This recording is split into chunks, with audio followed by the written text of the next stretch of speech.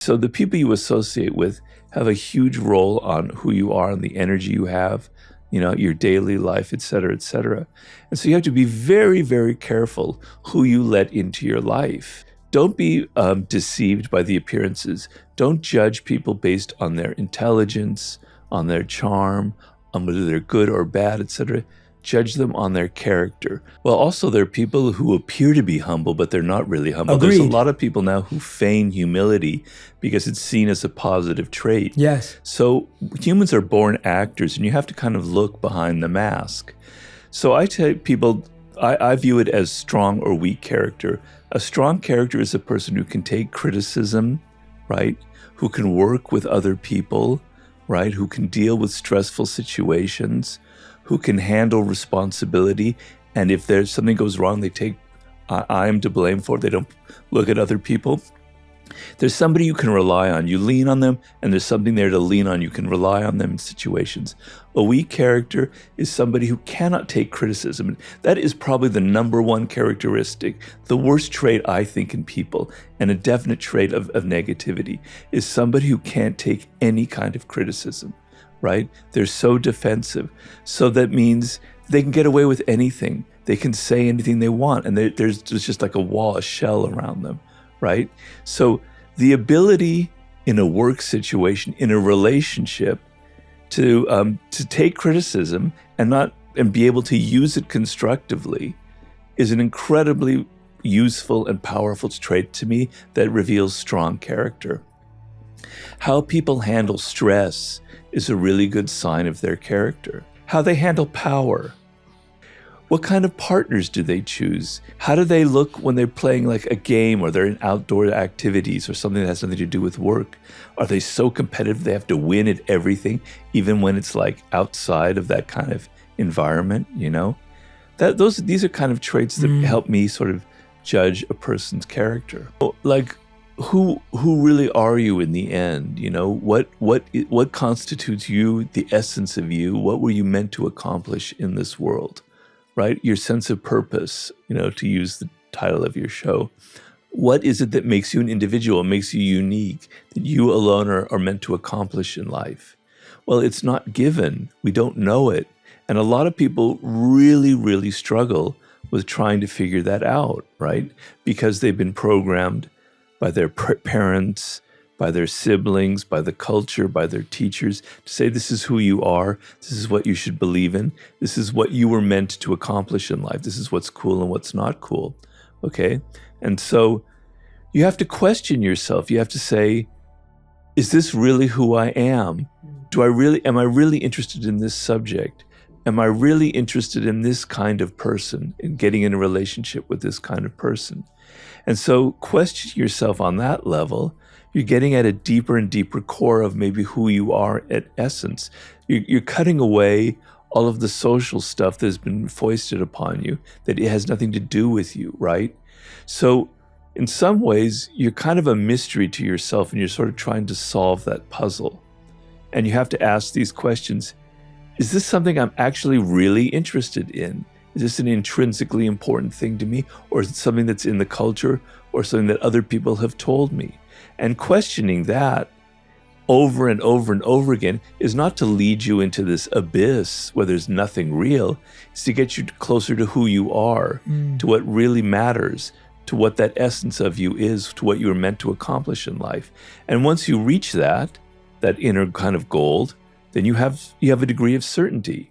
People's perception of you can almost become how you perceive yourself if you're not careful. Language can have that possibility where it opens up. It's not just this one track meaning. It has other valences, other possibilities to it, right? And so, we're kind of deadening our language in a way. And, if you study like other cultures, Eskimos had like 1,000 words for snow, and we have one word. Russians have like 40 words for the color blue, and we have one word, kind of thing. As the language gets smaller and smaller and more uniform, our thoughts become more and more limited and uniform. So to hear a word like inner sky, it opens up all these other ideas in your mind. Whereas we don't have a word like that in English, you know? Mm-hmm. And then because I'm doing things with Zen, Japanese language is so rich with things that we can't possibly even begin to express in English, you know? As I said, it's something I'm writing about right now. So music and the audible stuff is very, very interesting and very exciting. So there's this new phenomenon where musicologists have been able to recreate music from eras that we never could listen to before. So I was writing at one point about a festival in ancient Greece, and to put me in the mood, I wanted to hear ancient Greek music. Well, that doesn't exist. I mean, there are no recordings of it, but sure enough, there are. And the rhythms and the sound is so weird and alien that it makes it. Music captures the spirit of a time, right? So if we're only hearing these same melodies, you hear cars going by with that same kind of pop song, it's such a limited circle of harmony, such a limited circle of what music can be.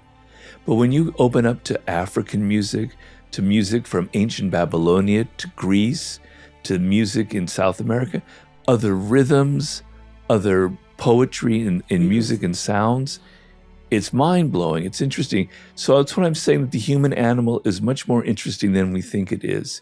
I'm saying try to imagine yourself in a world 1,000 years ago, and you walk out your front door. There's no mechanical sounds. There's no airplanes. There's no cars. There's no machines. It's just birds. Maybe a saw and a hammer is the most you're going to hear. That's a strange thing. There are no signs. There are no advertisements. There's no words everywhere. It's kind of empty, right? You're just wandering around. There are all these kind of rancid, weird, horrible smells because people aren't bathing.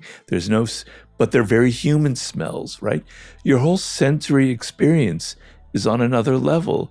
But when you live in this 21st century world where things are so sanitized, where we don't smell these things, we only hear these packaged mechanical sounds, your sensory world is shrinking down and down and down.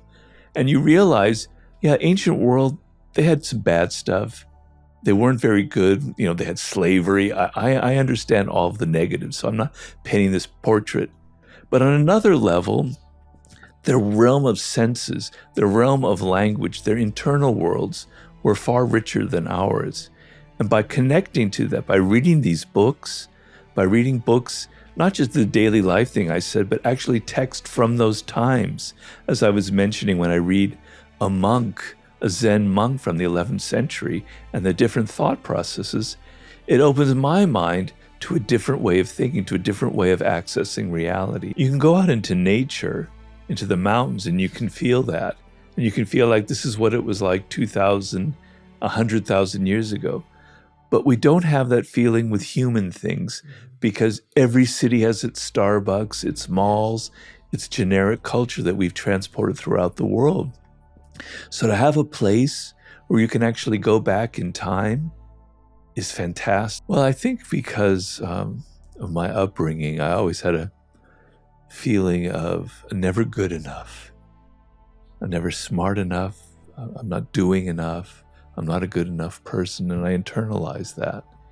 And so it's probably partially led to my stroke, probably makes me drive myself too hard.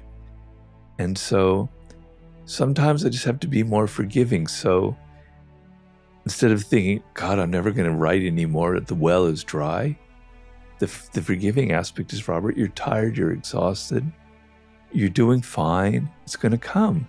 It will come. Just trust it. So it's kind of like, being indulgent towards yourself.